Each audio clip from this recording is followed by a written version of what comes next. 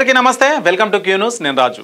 తెలంగాణలో సైబర్ నేరగాళ్లు మరోసారి రెచ్చిపోయారు. ముఖ్యమంత్రి కార్యాలయం గ్రూపుతో పాటు పలువురు రాష్ట్ర మంత్రుల వాట్సాప్ మీడియా గ్రూపులను లక్ష్యంగా చేసుకున్నారు.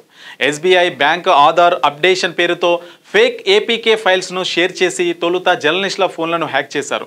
వారి ఫోన్ల ద్వారానే కీలక గ్రూపుల్లోకి చొరబడ్డారు. ఈ ఘటన రాష్ట్ర పరిపాలనలో కలకలం రేపింది. సైబర్ పోలీసులు వెంటనే అప్రమత్తమై ఏపీకే ఫైల్స్ అనుమానాస్పద లింకులను ఎట్టి పరిస్థితుల్లోనూ ఓపెన్ చేయవద్దని హెచ్చరిస్తున్నారు. తెలంగాణ రాష్ట్రంలో సైబర్ నేరగాళ్లు రోజు రోజుకు రెచ్చిపోతున్నారు. ప్రభుత్వ యంత్రాంగం ఎన్ని పటిష్టమైన చర్యలు తీసుకుంటున్నా రకరకాల మోసపూరిత విధానాలను అనుసరిస్తూ సవాల్ విసురుతున్నారు. తాజాగా రాష్ట్రంలోని ముఖ్యమంత్రి కార్యాలయం గ్రూప్తో సహా పలువురు రాష్ట్ర మంత్రుల వాట్సాప్ మీడియా గ్రూపులను లక్ష్యంగా చేసుకుని హ్యాక్ చేయడం తీవ్ర కలకలం రేపుతోంది. ఈ సైబర్ దాడిలో కేటుగాళ్లు అనుసరించిన విధానం తెలివైనదిగా ఉంది. వారు స్టేట్ బ్యాంక్ ఆఫ్ ఇండియా పేరును, ఆధార్ అప్డేషన్ పేరును అడ్డుపెట్టుకున్నారు.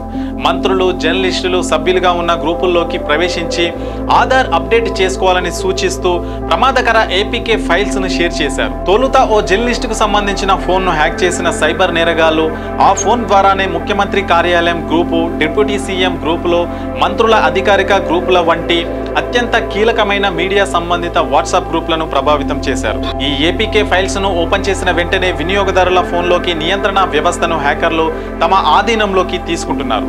అప్పటి నుంచి ఆ ఫోన్ ద్వారానే గ్రూపుల్లో ఎస్బీఐ ఆధార్ లింకు పేరుతో ఆ ఫైల్స్ ప్రత్యక్షమయ్యాయి. అయితే ఈ హ్యాకింగ్ వార్త వైరల్ అయిన వెంటనే సీఎంఓ గ్రూప్ అడ్మిన్లు స్పందిస్తూ సీఎంఓ గ్రూప్ సురక్షితం అని సమాచారం అందించారు. రాష్ట్ర పరిపాలనలో కీలకమైన సమాచార మార్పిడి జరిగే గ్రూపులను లక్ష్యం చేసుకోవడం వెనుక కేవలం డబ్బు దండుకోవడమే కాకుండా ప్రభుత్వ సమాచారాన్ని సేకరించడం లేదా తప్పుడు సమాచారాన్ని వ్యాప్తి చేయడం వంటి దురుద్దేశాలు కూడా ఉండే అవకాశం ఉందని సైబర్ నిపుణులు అనుమానిస్తున్నారు. వాట్సాప్ గ్రూపుల హ్యాకింగ్ వ్యవహారం కలకలం రేపిన నేపథ్యంలో తెలంగాణ సైబర్ క్రైమ్ పోలీసులు వెంటనే అప్రమత్తమయ్యారు. హ్యాక్ అయిన వాట్సాప్ గ్రూపులను సురక్షితంగా ఉంచారు. కేవలం 8 రోజుల క్రితమే తెలంగాణ రాష్ట్ర హైకోర్టు వెబ్సైట్ హ్యాక్ అయిన సంగతి తెలిసిందే. కోర్టు ఆర్డర్ కాపీలను డౌన్లోడ్ చేస్తుండగా గేమింగ్ సైట్లోకి దారి మళ్లించడం అప్పట్లో సంచలనం సృష్టించింది. ఈ ఘటనపై హైకోర్టు రిజిస్ట్రార్ డీజీపీకి ఫిర్యాదు చేశారు. సైబర్ నిపుణులు ఈ సందర్భంగా ప్రజలకు, ముఖ్యంగా జర్నలిస్టులకు, అధికారులకు కొన్ని ముఖ్యమైన సూచనలు జారీ చేశారు. ఏపీకే ఫైల్స్ ను ఎట్టి పరిస్థితుల్లోనూ ఓపెన్ చేయవద్దు. అపరిచితుల నుంచి లేదా అనుమానాస్పద లింకులను క్లిక్ చేయవద్దు.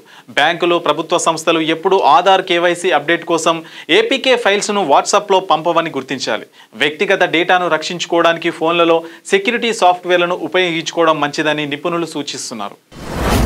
మీ వ్యాపారం అభివృద్ధి కావాలని కోరుకుంటున్నారా? అయితే వెంటనే క్యూ న్యూస్ ని సంప్రదించండి. Schools, colleges, banks, shops, office promotions, land promotions, political promotions, restaurant promotions, hospital promotions, పుట్టినరోజు వేడుకలు, శుభకార్యాలు, వ్యాపారాలు ఏవైనా, సందర్భం ఏదైనా ఇప్పుడే క్యూ న్యూస్ ద్వారా తెలియజేయండి. మీ వ్యాపారాన్ని అభివృద్ధి చేసుకోండి.